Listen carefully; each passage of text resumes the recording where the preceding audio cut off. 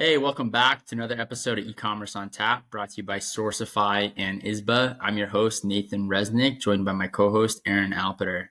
Aaron, how you doing? I'm doing well. I got deja vu. We're back here for another week. Amazing. We're here, we're excited, and we appreciate everyone tuning in to this episode of Ecommerce On Tap. And, this week we've got a pretty incredible company that we're covering, Row. A lot of you probably have heard of them, seen their ads, just a tremendous growth story. We're going to dive into the nitty gritty of what, we think made them a success, as well as their supply chain. But before we do that, Aaron, do you want to give a quick kind of overview of what Ecommerce On Tap is for those that are tuning in for the first time? Yeah, we love to learn about these companies. And so basically what we do is we take a well-known company, tell their founding story, reverse engineer their supply chain, and talk about what their exit potential could look like. Yeah, it's a lot of fun, and it's been pretty cool. Like, I think my favorite episode is probably Liquid Death. I just love that story, and I think we covered it pretty well. But before we dive into Row this week, we always cover interesting tidbits that caught our eye. And I think, Aaron, you've got a pretty juicy one this week. So you wanna start with that? Yeah, we have got to talk about returns fraud. This is something that I kind of went down a rabbit hole. I should have been sleeping, but I went deep on Google and Reddit and all these other things. But this has become kind of an epidemic in e-commerce. And basically what's happening is there are organized crime syndicates out there that will look around and find a retailer doing significant volume, and they will check their returns policies to kind of figure out how generous they are. And then when they pick somebody, they have a ring of folks who will all go and purchase products and then basically like return something else or just an empty box back to that retailer. The retailer will refund them because they want to be, friendly and customer focused. But basically what happens is they get their money back for purchasing that item. They take the item, they sell it on eBay or Facebook Marketplace or something like that. Sometimes they'll change the digital shipping labels so that it goes somewhere else. So rather than it going back to the return center, they'll change it so that it goes to someone else's house, like someone they sold it to. And so there's a lot of stuff here where people have figured out how to exploit these things, and it is an enormous issue. So there was an article that came out that talked about one customer at PacSun returned 250 orders for $24,000. So this person ripped off PacSun for $24,000. And this was one instance. So they had a whole ring that was doing this. They wouldn't go into details about how much they had lost. They just said it was significant. But I looked into this, and according to the National Retail Federation, in 2023, shoppers returned about 17.6% of all the items they purchased online. So, call it 1 in 5 things that you bought, you said you were going to return back. That was the equivalent of around $250 billion worth of merchandise. And it's estimated that about $100 billion of those returns were fraudulent. So in other words, 40% of all the returns last year were fraudulent. And there's a great story. I don't know if you've seen this, but there was a University of Miami student, Matthew Bergwell, I think is his name. And he pleaded guilty in July because he was running an $8 million refund fraud scheme out of his dorm. And so it's like this huge thing where it is this massive problem that's happening, and it could be nothing. And then these organized syndicates find your company and they fleece you for hundreds of thousands of dollars before they move on and you catch up. I'm just curious, like, have you experienced any of this? Yeah, it's pretty crazy that you brought up the University of Miami student and kind of the fraud scheme he was running, because they targeted a friend of mine's company, Brewmate. And I remember I was on a ski trip with Dylan at the time, and he was just kind of going crazy over this because he had like gone into the, dark webs to figure out, what the heck is going on with his returns and how they're, losing so much money over this. And yeah, it turned out that it was part of this return fraud scheme that was run by this University of Miami student. And so it was pretty crazy because, Brewmate is a pretty big e-commerce brand, but, not nearly as big as like a PacSun. And so I think it was just shocking for me to see that, this is affecting a mid-sized Shopify brand, and that these crime groups, aren't even just going after the big box retailers and the big stores. They're going after, kind of the SMBs as well, which is pretty wild to see. So yeah, whenever I hear about like a student running some sort of like fraud or dicey business like this, it's like, look, if you had just like, put this energy into a real business, you would have been so much better off. And it's crazy how some people go astray like this. But Well, yeah, it seems I like a just assume that huge, anytime I hear about a student doing fraud, I assume that they're at the University of Michigan. yeah, yeah, or that. But yeah, it's crazy. I mean, I think it's a much bigger problem in e-commerce than people realize. And I don't even know off the top of my head any startups that are, focused on this problem, but it would seem like a pretty big opportunity. Yeah, so I actually just met a company a couple weeks ago called Deliverlytics that is trying to solve this problem. And basically, what they're doing is they are looking, the order comes in and it runs through their algorithm, and they're trying to find risky shipments. And so, because of their database of things going on in other e-commerce stores, because there's other pieces there, they're basically able to plug in and understand that, like, hey, this charge may be going to an address or may be going to an individual that's been flagged elsewhere. And so it's a way for you to kind of try to catch this before it happens, or try to catch it before it becomes a big deal. I think that it's good to see that there are tech solutions that are coming on board to try to solve this. Yeah, yeah, I think it's a huge problem that is very overlooked. But yeah, I mean, that's a super interesting tidbit. And, today we are covering Row, which is such a fascinating company. For those that don't know, Row is a telehealth startup that operates digital health clinics for men and women's health, along with, smoking addiction. And, I think a lot of people first heard about telehealth during COVID, but Row actually was founded in 2017. And we'll get into their founding story, which is, super incredible. But before we dive in, Aaron, do you want to go over the history of telehealth? Yeah, absolutely. So, if you had to guess when telehealth got started, what sort of decade would you pick? Um, I would probably say like, I don't know, the mid 70s or 80s. Yeah, I would think it's even much earlier than that, but it's actually the early 1900s is the first indication of telehealth, and tele meaning telephone, right? So that's where it comes from. But the concept of telemedicine began with the use of telephones, where people were consulting a doctor, right? So rather than that, it used to be that the doctor went to your house and would check on you, and uh, people started just phoning it in, and the doctor would say, "Oh, well, do this or use some leeches," or whatever they did back in the 1900s. But the idea is that they would start to provide this remote advice to people, especially in rural areas. And so that was really the beginning of it. In the 1920s, with the advent of radio, you see that people start to use radio for medical purposes. Again, especially for people that are in remote rural areas or ships that are out at sea. And that was really kind of the use of it was, hey, if I've got a question, I go ahead and take care of it. Well, you start to move beyond that in the 60s with the space race. And NASA uses telemedicine to start monitoring astronauts' health during the space missions. So I don't know if you've seen like Apollo 13 or something like that. They've got the sensors on there to check, their heart rate and their pulse and things like that. That was the beginning of people looking at this saying, hey, let's not only just offer advice of, put some leaves on it and fix your broken bone, but let's actually like pull data in and take a look at it. And so that was the thought here of not just providing advice, but monitoring health remotely. In the 1980s, so you were pretty close. Telemedicine begins to expand as hospitals begin to connect with those rural areas. So again, you see a lot of um, deregulation happening in the 80s, and so these hospital systems start to become bigger and bigger and start reaching out. And so they begin to pioneer early telephone and video conferencing systems, where a patient could come into an outpatient facility and connect with the specialist, who may be several hours away, to just offer some advice. In the 90s, you start to have this thing called the internet that's was created, and that begins to change things pretty dramatically. And you get this digital communication of not only data but also early video conferencing and things like that. And there are efforts. There's something called the International Telecommunication Union that began to standardize practices for how you were going to communicate, how you're going to share data, et cetera, et cetera. And then things really start to take off in the 2000s. And this is because of broadband internet. And you get the enhanced bandwidth to do more. You get to be able to handle more data.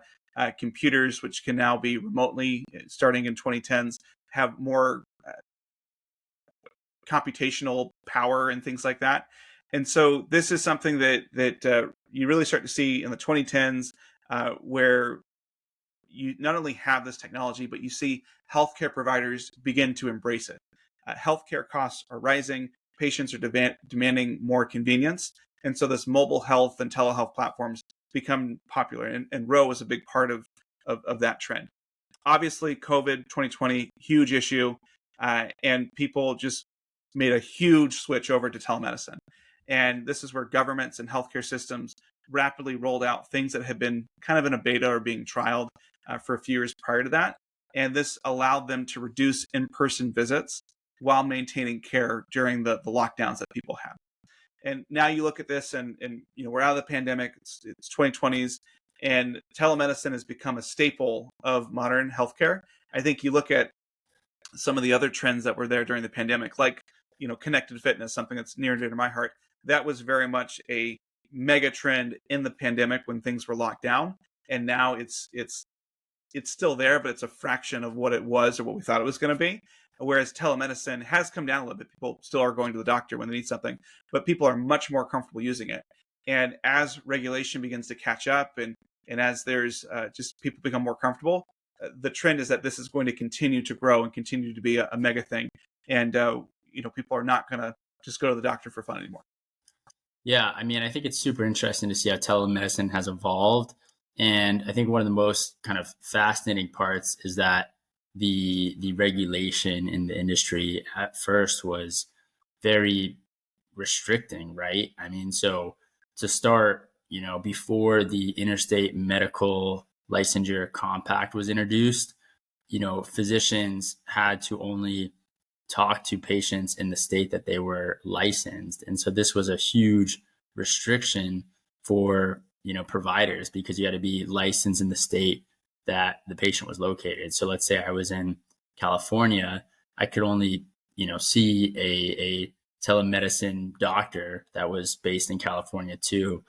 And so I think, Not even that. You could be in California on vacation, and you couldn't call your doctor back home who knew your history and knew those sorts of things. Right, exactly. So I think that was super interesting. And then, this kind of really started to come to fruition in the late 20th century. As you mentioned, in the late 90s, the federal government and many states started to, fund these telemedicine projects, but they were often limited at that time by the technological capabilities, as well as, the reimbursement issues with insurance companies and the licensing barriers that, I just mentioned. So it's been super interesting, but COVID-19 definitely, accelerated this adoption of telemedicine.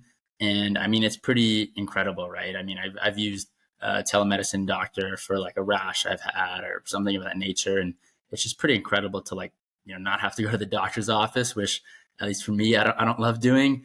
And there's definitely been a huge improvement in reimbursement policies, because historically, most of these telemedicine providers were not reimbursed, but now a lot of insurance companies have actually integrated telemedicine because they realize it's a much more efficient way of, providing a doctor visit or nurse visit or whatever it may be. And so I think it's going to continue to evolve and innovate. And Roe is really at the forefront of telemedicine for so many different issues and medical challenges that arise. So it's really been fascinating to see this sector continue to grow. And I mean, Aaron, you've got, I think, a few different stories around regulations when it comes to telemedicine. Like you were in Russia, is that right?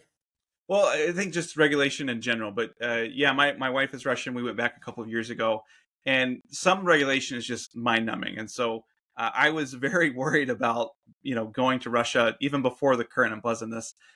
Even though I loved it once I was there, but kind of interacting with the government was not fun.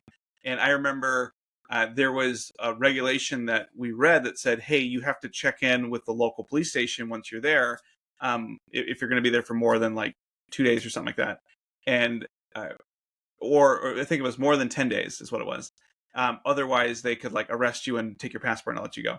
And so we went, and we were going to be there for 2 weeks, and so we hit the threshold, and we went and stood in basically a Russian DMV for probably 6 or 7 hours, only to get there and say, "Oh, you know what? It's actually 10 business days, and we happen to have a whole bunch of holidays going on right now, and so you're really only here for 3 business days." It's like, well, that would have been nice to know. I could have gone to see something else.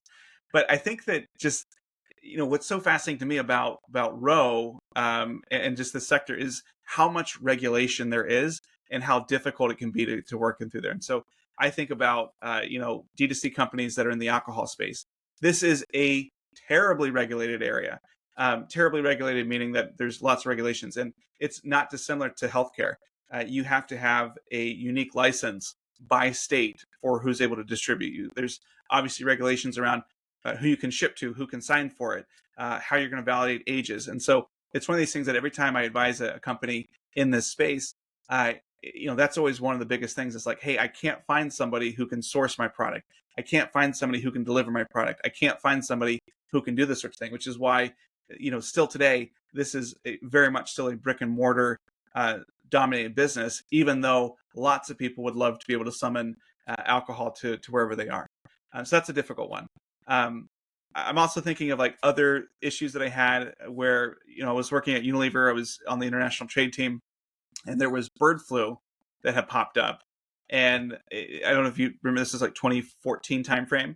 And there was a lot of concern that, we were going to affect other chickens and things like that. So the U.S. passed passed a law that said, hey, we only want to allow things that have been brought up to 70 degrees Celsius. You have to have that kill step, and bring me documentation that says that you hit 70% or 70 degrees. And that's what we'll use to allow stuff into Canada, or from Canada into the US. And Canada passed something that said, well, we want something that shows that it's been at 71 degrees Celsius. Otherwise, aren't going through. And so you have these situations where you could export from Canada, but not import into the US because of just differences in how they were approaching those laws. And even though it was fine, you had to have two different pieces of paper and those sorts of things. And so it was just a crazy thing. But I can go on and on about challenges with CBD companies and hemp and how that's being classified. Or I've got lots of stories from Hubble Contacts and how we lived through that. And so it's really just this thing where every business that you work in has some degree of regulation. Some are going to be much more difficult. And it's one of these things where it can either be a benefit to your business, because if you know how to exploit the rules, you can really get into it. Or it's something that will be a barrier for you to coming through. And so, I don't know, do you have any interesting stories that come to mind? I mean, I just think of Warby Parker, right? I mean, I think before Warby Parker, it was kind of a real pain to go get, eyeglasses and reading glasses and whatever it may be. And, they're a company that just innovated so well in that space and made it pretty seamless to go get a new pair of glasses, right? And so I think a lot of times there's opportunities when regulation shifts or when there's innovations that enable a D2C company to, make the most of something that was either patented before or, not technologically capable of doing. And so I think we see that a lot in a lot of these success stories. And it definitely ties into the founding story of Roe. So Roe was founded in 2017 by Zachariah Reitano, Saman Rahmanian, and Rob Schutz. Probably mispronounced those, so I apologize, guys, in advance. But Aaron, you've actually met Zach before. What was he like? Yeah, I think this was 2018. I was at a fireside chat that he had given, and he kind of went through his story and his experience, and that led him to Roe. And so I got to talk with him afterward, and just a really sharp guy, and just really authentic is how he struck me. And so someone that I've kind of always cheered for since then. Yeah, that's awesome. So a little bit of background on each founder. So Zach went to Columbia University, studied economics and creative writing. He's kind of been a bit of a founder his whole career. He was the co-creator of Czar Medical Innovations, spent 2 years doing that, 2 years as the co-creator of Park Alley, and 3 years as the co-founder of Shout Inc., which went through the Y Combinator class of summer 2014. And then 8 years as, I guess still entrepreneur in residence at Prehype. And then now he's been co-founder at Roe for 7 years. Saman, on his other hand, got his Bachelor in Science from Brunel University in London in multimedia technology and design. He then spent 3.5 years as the interactive art director at Ogilvy One, and had a few other art director oriented roles, including the founder of Titian, and then a partner as well at Prehype, which I think is kind of like their venture accelerator studio. and then founder and chief product officer at Managed by Q, which would get acquired by WeWork 2 years after Saman left. And the value of that acquisition was $249 million. And he's been 8 years as the co-founder and CPO at Row. Rob, on the other hand, went to Penn State University, got his degree in management information systems. He was 4 years as a senior consultant in the healthcare sector of CGI. So he worked as like a digital transformation in hospitals, and then was 2 years as co-founder and CEO of What's the Deal, and 1 year as director of marketing and user acquisition at KGB. KGB sounds like some sort of, this could be like, it's not a spy agency too, but anyway. And 1 year after that as an instructor and curriculum developer of user acquisition at General Assembly, which I think he did kind of as he was also the director of marketing. So General Assembly, as a side note for those that don't know, is like a course program, education program for people that are looking to learn in certain areas. And then he spent 4 years as the VP of growth at Bark, which is a dog subscription company. So big in the e-commerce world. I think they're publicly traded actually. And then after that, he went on to co-found Row and was the chief growth officer. And he worked as the CGO up until 2022 to leave and become a board member. And now he's founded another company, snagged.com. So pretty cool founding team. I mean, definitely you've got like a design-oriented founder, a growth-oriented founder, and a founder with more health-oriented background. I mean, does anything stick out to you about this founding team on paper? On paper, I kind of question, how do they arrive at founding Row? You've got somebody who's creative writing economics. You got several people who are digital, and yes, I mean, Rob did have some time in healthcare, but most of what he did and where he went to was marketing. And so you have kind of a classic group of people that could have started a t-shirt company. They could have started a shoe brand from that perspective. You didn't have anybody who had really deep healthcare experience. You didn't have anybody who had pharma experience. You didn't have anybody who had operational experience for those sorts of things, or knew the regulations super well. And so at the surface, I'm kind of like, what an interesting group to arrive at this conclusion. But once you start to hear about Zach's personal story, it all makes sense. And so this is where I love the idea of a founder not only having, yes, an educational background that trains them a certain way, but life experience that brings them to where they are.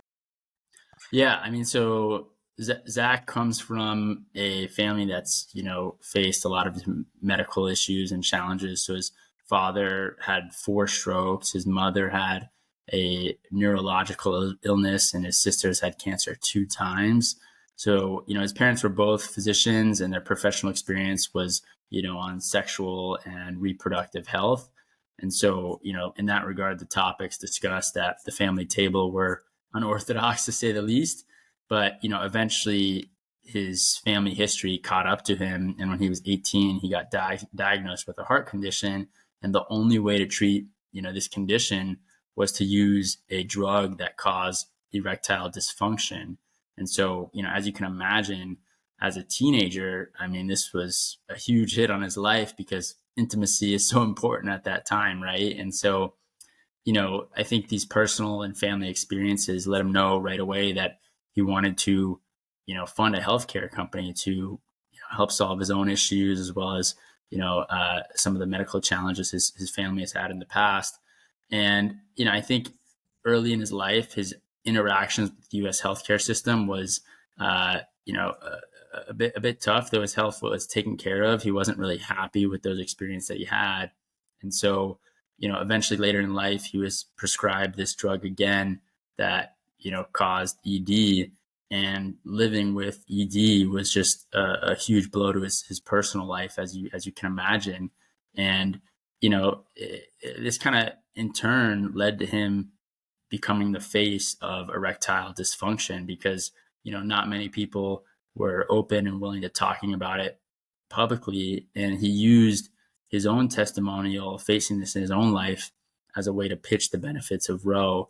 And so the company that was originally founded in October 2017 was called Roman, and they only focused on ED at the time. And so they chose Roman, that name, to overcome some of the kind of emasculation that some men may feel when talking about ED. And their initial tagline was, "It's all up and to the right." So, I mean, I love that tagline, and I think it's super bold for him as a founder to look internally at his own problems and really become the face of this problem that many men were not open to discussing. And so I guess it's kind of just incredible in some sense because ED was such a good entry point for telehealth, right? Yeah, it was. Certainly, you've got the founder story, and I think what impressed me even several years later when I heard Zach's story is he kind of just connected and say, "Hey, this isn't an isolated thing. Usually, when you have this condition, there are other health problems that are going on, and so like you've got to solve the whole person, right? You've got to go for that." But you think about this, and they we had the great story, right? We had something people could connect with, could understand with, and then you've got this commentary that yes, ED is about sex, but it's also about other parts of your health and your overall well-being. And so they built this platform that really made it to very discreet, but then very effective. And I just want to walk through that because I think it's kind of key to how Ro became what they did. And so, as with any prescription drug, you have to see a doctor first. And this is usually like the biggest friction point for people because like, oh, well, is this a big problem? Do I want to go? Do I have to go? Do I have to, take time out of my day to do this? Well, what they did is you fill out a form and you kind of talk through your goals and preferences and talk through those basic onboarding symptom things that you might be seeing. And they have a beautiful form where it's dynamic and it adapts yourself based on the answers. I think they're using Typeform or something like that.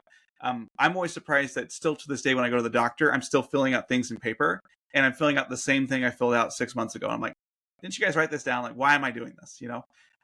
Well, so that you fill out this form and the physician, you actually have like a video chat with the physician, will review it and kind of talk through and be able to have a very focused interview. It could be like 5 minutes or something like that if it needs to be. And they go through and they have like the comprehensive and detailed interviews with their healthcare provider. They look at the symptoms that they're looking to treat.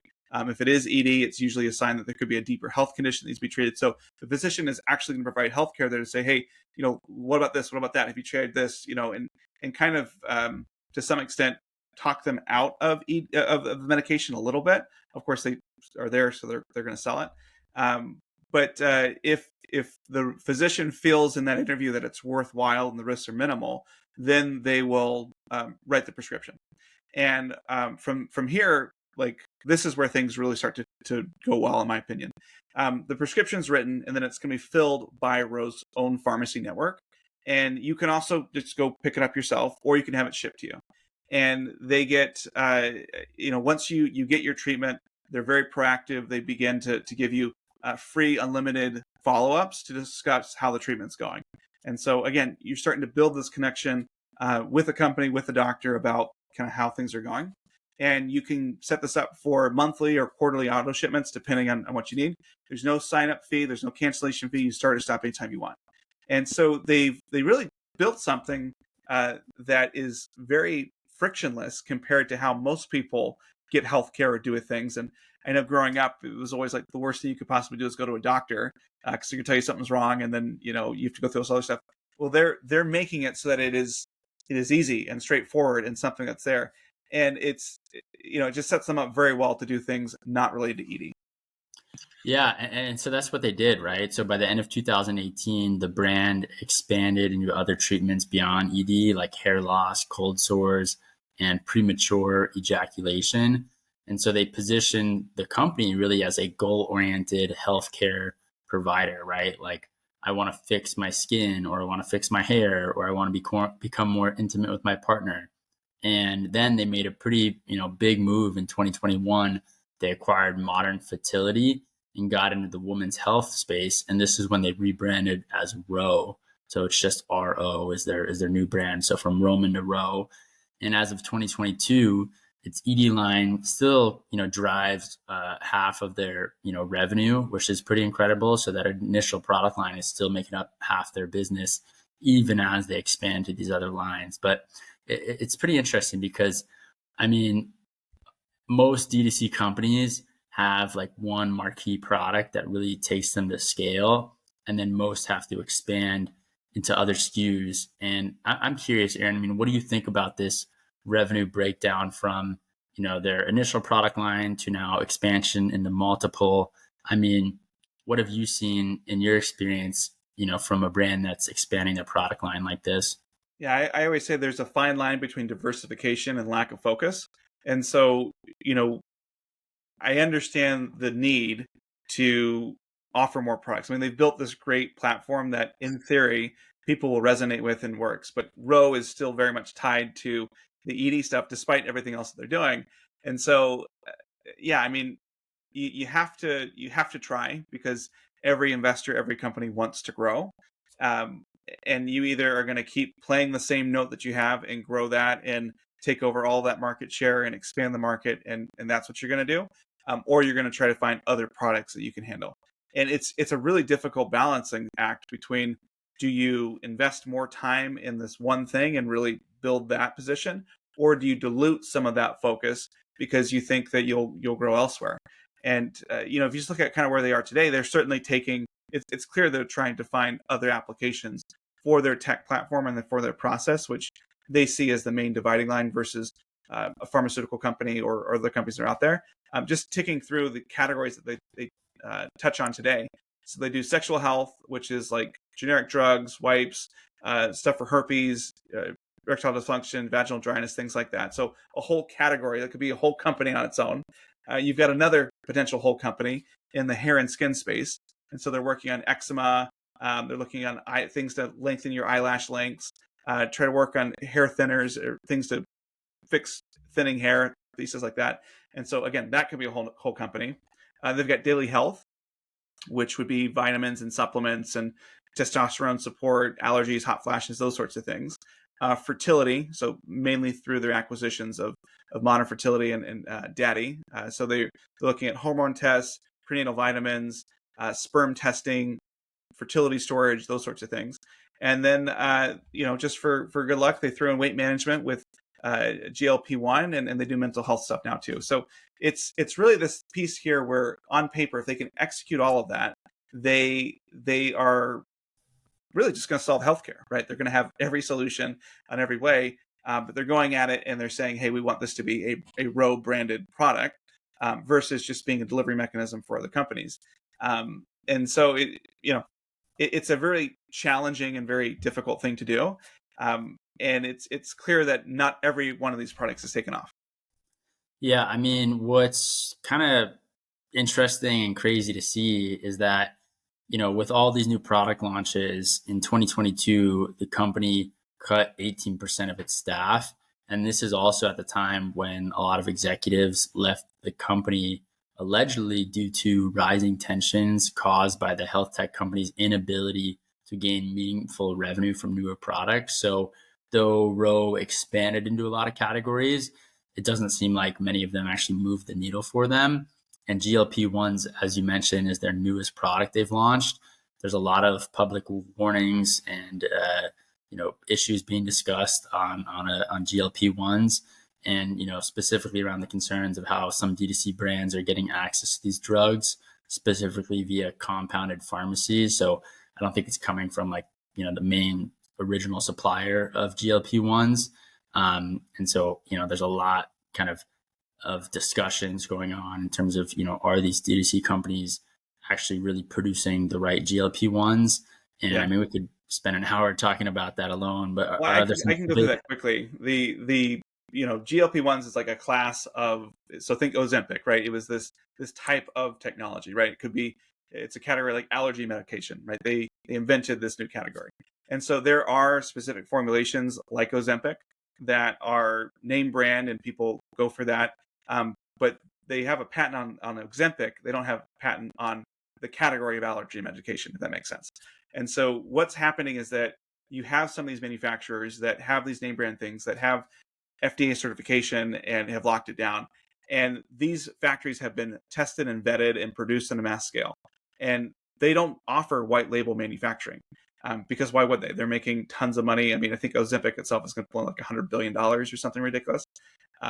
But you have these other types of things like a compound pharmacy, like you mentioned, and these are meant to be smaller, individualized size batches that are in theory tailored to the patient's needs. And so the equivalent here is, are you making cookies in your kitchen with a professional chef, or are you doing it in a factory environment? And you're going to get two very different outcomes if you've got a chef in your kitchen versus a factory environment. And so I think that the concern that some people are raising about GLP-1s in this D2C space is that while these pharmacies are still run by pharmacists, right? So you got to go to a lot of school.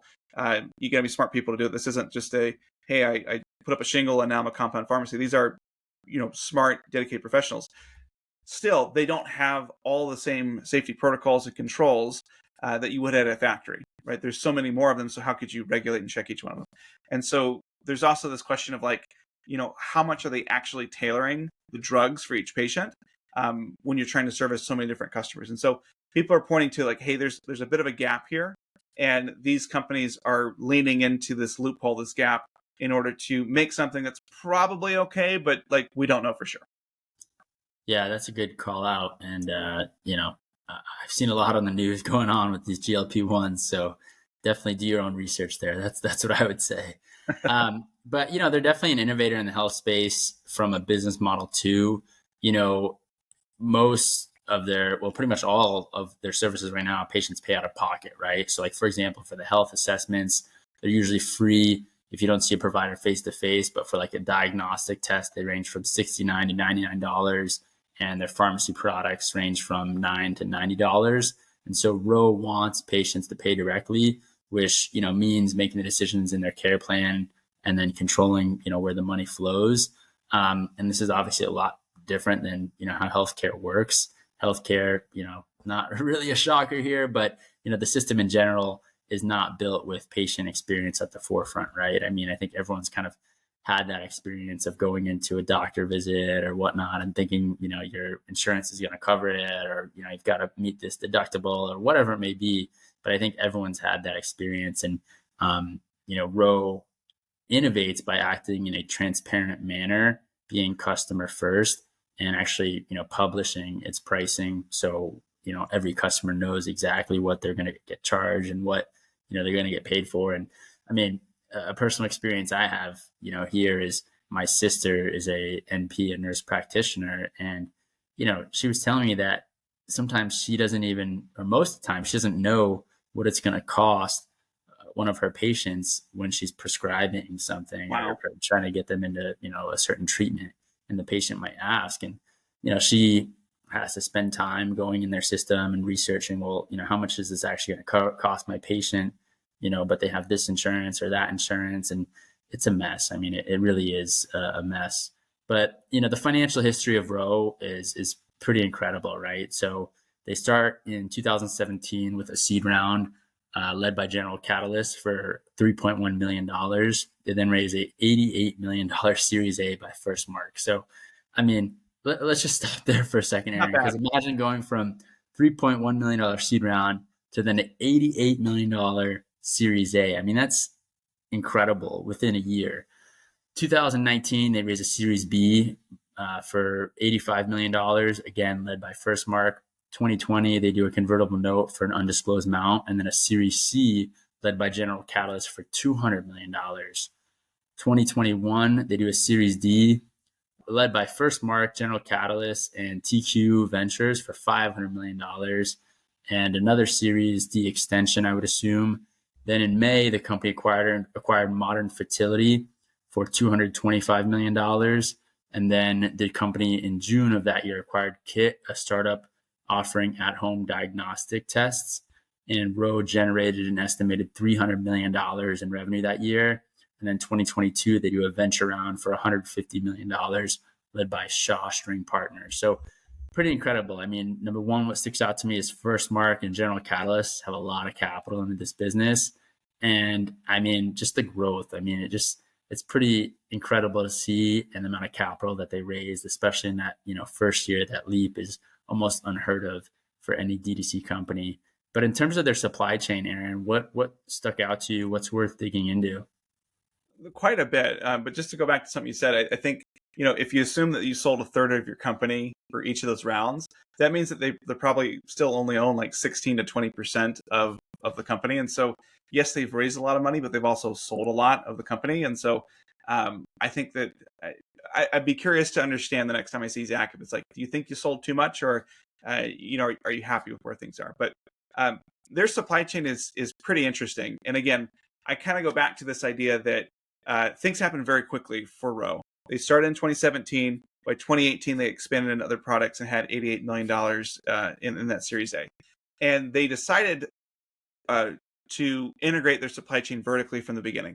They wanted to have the best possible experience, the best possible kind of supply for their clients. And so they felt that they needed to vertically integrate. Again, keep in mind that they don't have a supply chain person as a founder.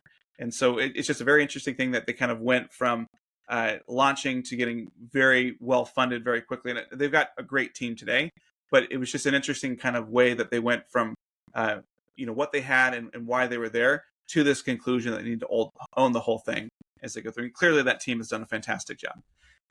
But they started out by first purchasing all of their medications from accredited wholesalers, from distributors.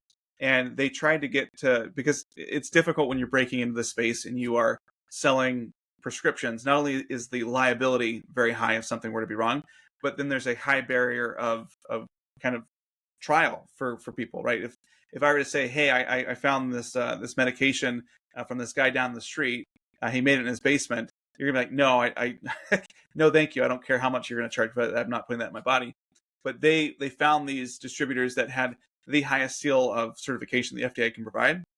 That was probably a bit overkill for what they needed, just to guard against that. And so to some extent, they said, all right, we're going to outsource that portion of our supply chain, the actual manufacturing of it, and we just want to be that distribution piece of it. So again, an interesting decision with this idea of vertically integrating, but not vertically integrating that important piece there. But really, as they started to piece these things together, it was less about owning a factory or owning a warehouse, and it was this combination of processes. And so they internally started to call this Row.os, or the Row operating system. And the thought was that you had this network of partnerships, this physical infrastructure that you paired with a platform. And so customers would be able to own and completely control their own medical records, right? Including how they changed over time, the health goals via this patient app. The doctors would have a care delivery app. And so kind of the opposite end for they're doing that. And that would allow the doctors to see what they need to see, have a different version, and to offer better care to those patients. And not only provide better care to the patient from a qualitative perspective, but able to go through them much quicker. And so if I'm a doctor and I can get through 25 patients a day versus 10, then I can be more effective and probably make more money that way. And then the last part is they built out basically a fulfillment infrastructure with their pharmacist network in their pharmacy app, which allowed them to see the prescriptions coming in, see that they were validated, see where I need to go, and then do all of the work that they need to do to issue the prescription, to fill it, and then to get it shipped out. And so that's a really interesting piece that they've done from just a tech perspective. And have you ever seen anything quite like that, where they've really married up this vertical integration, not only physically, but with tools that they built internally? I haven't. And I mean, it's super cool to see their execution, and their supply chain is pretty complex compared to most D2C brands that we cover. I mean, there's just a lot that goes into it, and a lot of technology in their supply chain stack. Yeah, I think kind of digging into it more, again, this was a bit of a rabbit hole, but there were components that they built in-house or acquired. I think it was interesting to lay that out, because first they wanted full-time salary clinicians to be on the Row platform.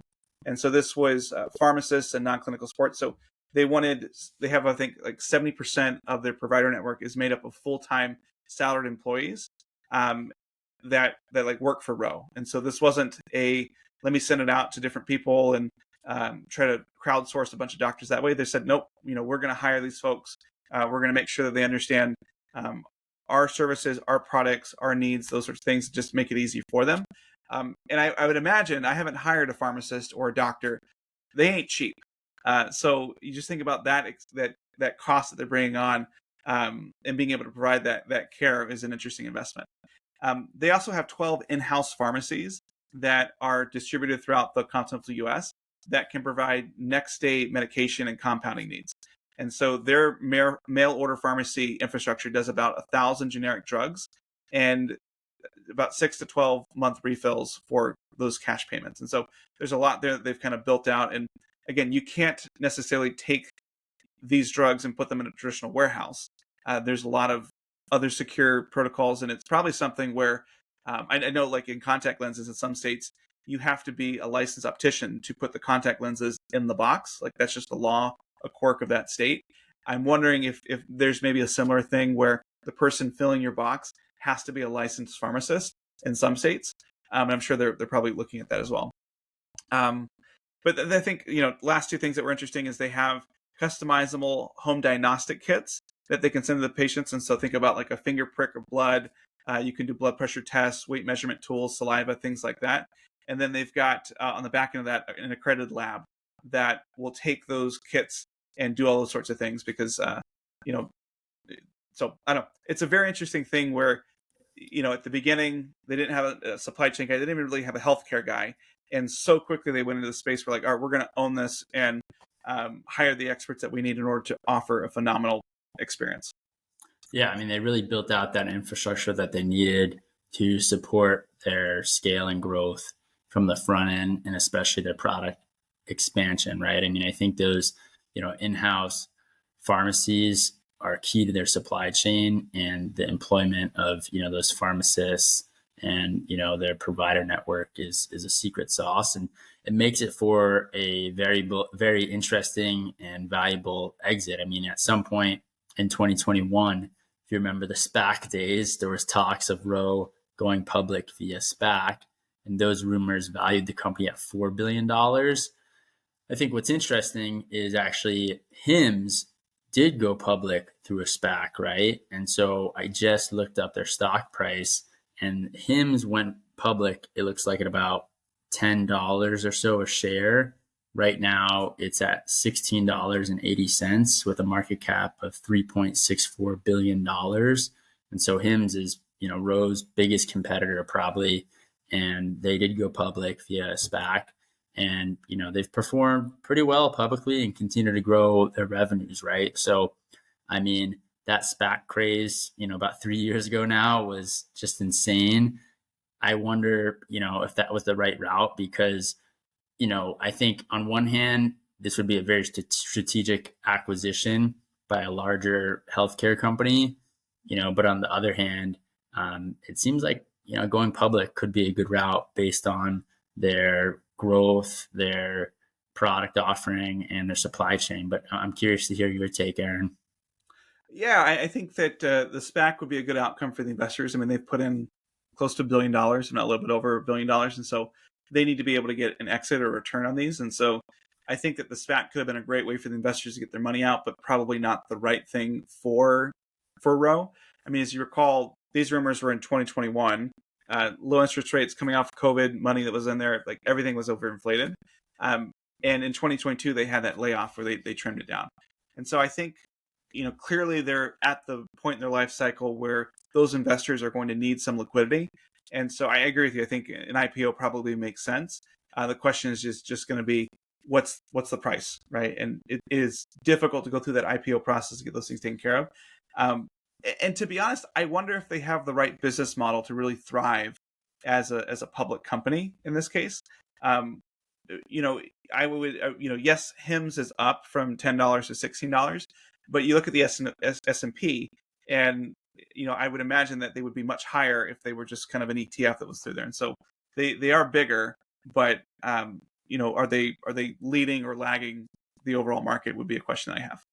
Yeah, I mean, I think it's interesting too, because you look at, when they first raised their seed round in 17 and that large Series A in 18. So, most of those funds have a 10-year horizon. So, it's only like 8 years or less into that fund's horizon. So I would guess we see either some sort of secondary sale or acquisition or IPO in the next 2 to 3 years is my guess, because typically those investors are going to want to see some liquidity for their fund, especially as First Mark and General Catalyst put in a significant amount of capital here.